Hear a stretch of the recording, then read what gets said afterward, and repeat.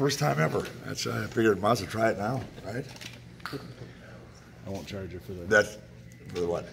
For the goatee idea. All right. So, as someone who's had ties at both schools, why do you think this should be an annual game again? And do you still have a lake house by Ryan Kelly?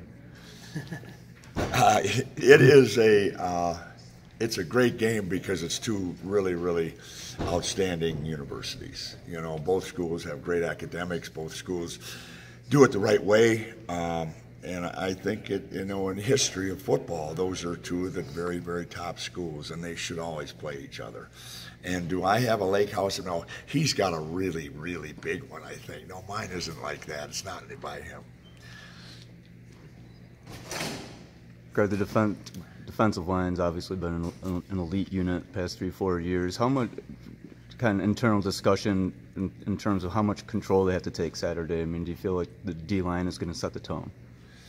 Well, I think anytime you expect to have a very good defense, you got to have a very good defensive line. I mean, for the history of Michigan football, I mean, you think of the Glenn Steels and go back. I mean, the Will Carrs and you go on and on back then, and now the last few years here with the Tacos and the Worms and the Glasgows and Clarks and all those guys, you have to have a very good defensive line in today's football to have a good defense. And this group understands that, they've played a lot of football. And whenever you've played a lot of football, the bar gets higher and higher every year. And they all have very high goals.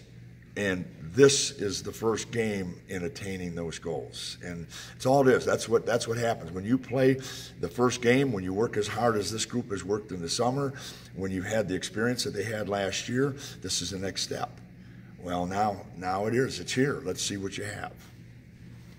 How have you seen Dwumfor kind of take to the being in that sort of starter position? I mean, he hasn't started yet, but I mean, that leadership role, I guess, as far as being the front guy there.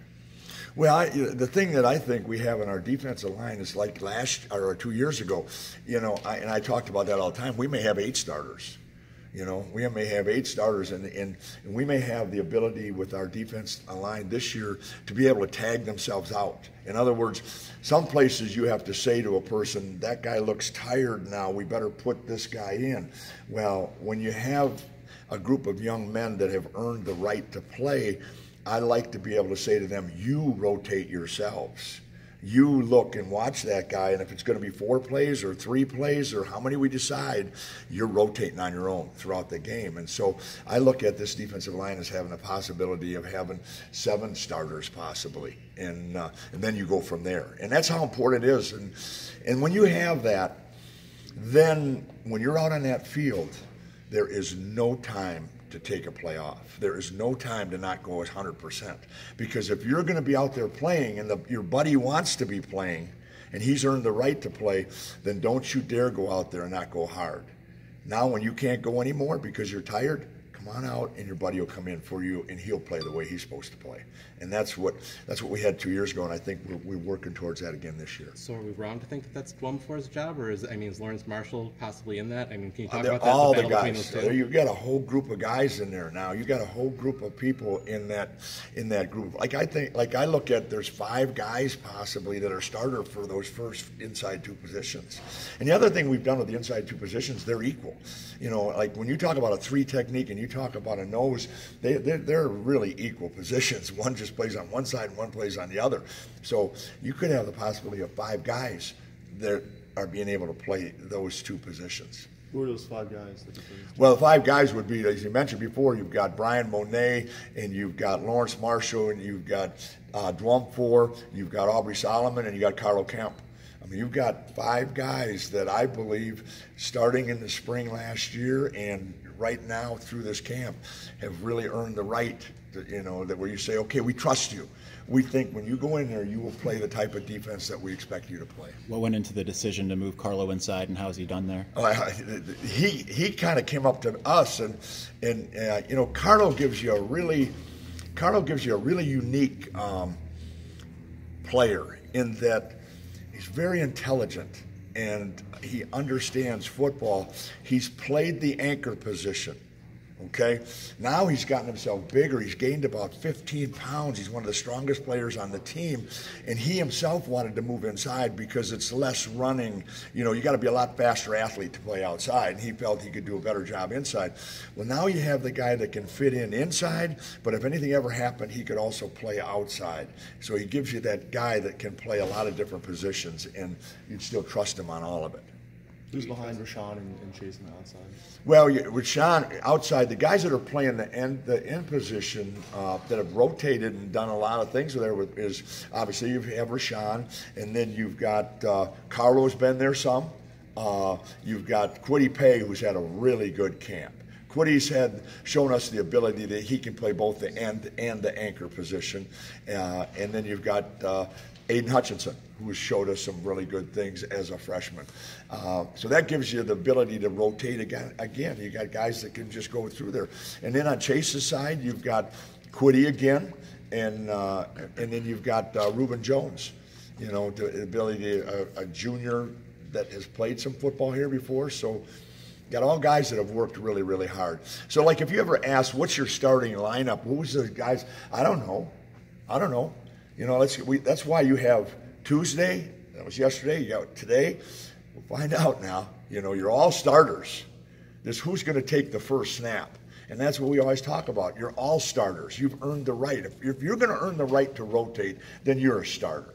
Okay? So let's say who puts their foot on the grass the first play. All right, if you want to call that a starter, that's a starter.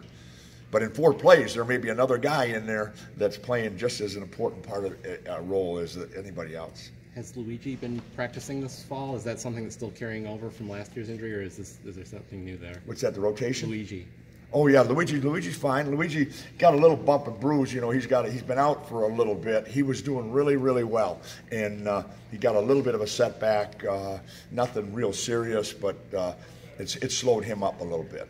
When you have the depth and talent you do up front, and also the linebackers in secondary, can you just talk about this defense as a whole and your thoughts days away from it playing? Well, again, yeah, you know, it's a lot of guys that played last year, and Coach Brown's done a great job of getting this defense to be the aggressive type of defense that it is, and like I said, all these guys, there's so many guys back.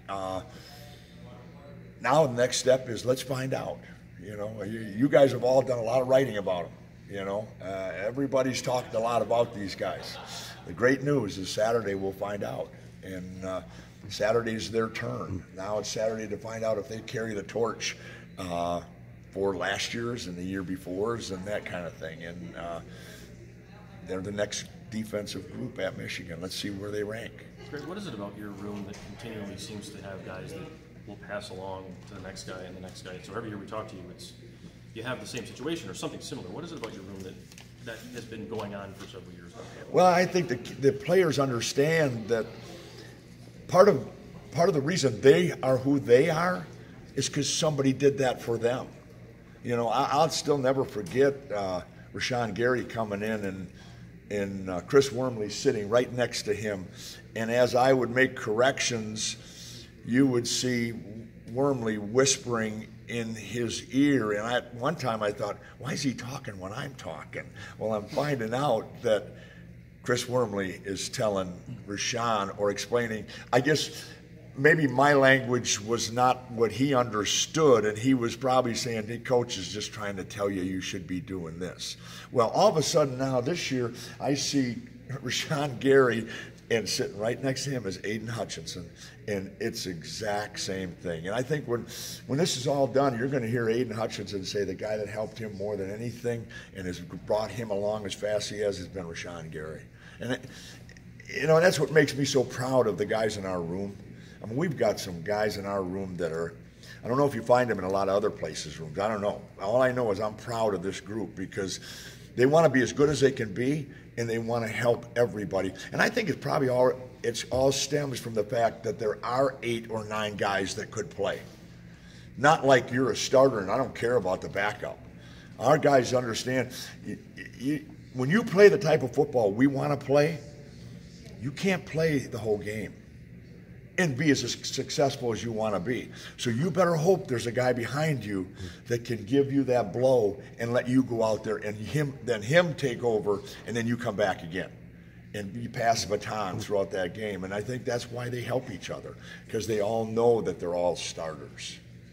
Greg, how much different does the offensive line look this year compared to maybe last year? Well, I'm really impressed with the offensive line. I tell you, and the reason I say that is we've had a very physical camp, and tell you what, they've shown some really good things. I'm excited about our offensive line. Greg, a lot of people on both sides of the ball, and coaches as well. Everybody's talking like a new attitude, kind of different sense of confidence. I think it's evident with a lot of players. But connecting to that, you personally, you've always been a lively guy, always energetic and exciting. Is this year different for you? Is this year's team kind of re-energizing you a little bit? I think every team is different. You know, every team is different. If it doesn't become different, it's time to get out. You know, I love finding out, let's see what this team does, you know, and whenever you have a group of guys, and this starts with Jim, this starts with Coach Harbaugh from the very top, the way he runs things and the way we expect our kids, that when we come in our room right here, this is Michigan, and our kids are different, in my opinion. I think our kids are the ones that you love coaching because they have high character. They want to be great football players.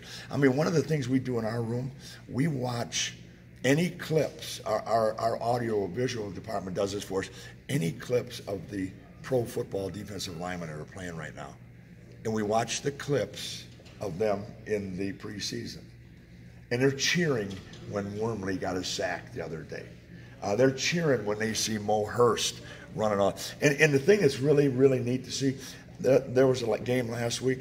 Taco Charlton, at whatever size and weight he is, he was running 40 yards down the field as hard as he could, and our guys were going, Coach, look at. I said, well, that's a Michigan football player. That's how they play. So, I mean, those are the kind of things that get you fired up, you know. And, you know, as a coach, you say, you know, I'd love to get a couple more of these guys to have that opportunity, you know, and to see. I mean, the one guy we watched some film, just clips of. They pick out the best clips. Glasgow. He's playing 4 different positions, and he's tormenting the offensive line. We're all going, that's Glass, man. That's Glass. Look at him. That's what excites your room, you know, that apparently they're doing the right things. And then when they get to the next level with their degrees from Michigan, now life's pretty good. And that's the way we look at it at our place. Greg, what are your impressions of Notre Dame's offensive line and offense in general? Notre Dame always has had an offensive line. They had one of the best offensive line coaches in college football forever in Harry Hiestand, who left last year and went to the NFL. And he's got guys still there, obviously. And Notre Dame's offensive line over the years, as long as Harry had been there, I would say would rank up at the top of anybody you played against. So they're going to be very well coached. They have 3 guys that are very experienced, that have played a lot of football, and then they've got 2 other guys that were backups that were heavily recruited, obviously, and so they're going to be a good offensive line. They have a good offense.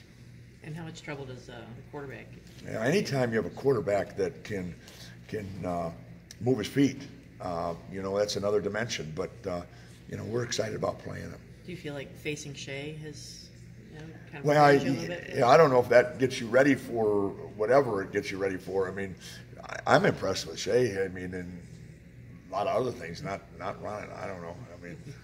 Don't get me talking about that. I don't have anything to do with I don't have anything to do with offense. I don't know anything about offense. All I know is what's in my room.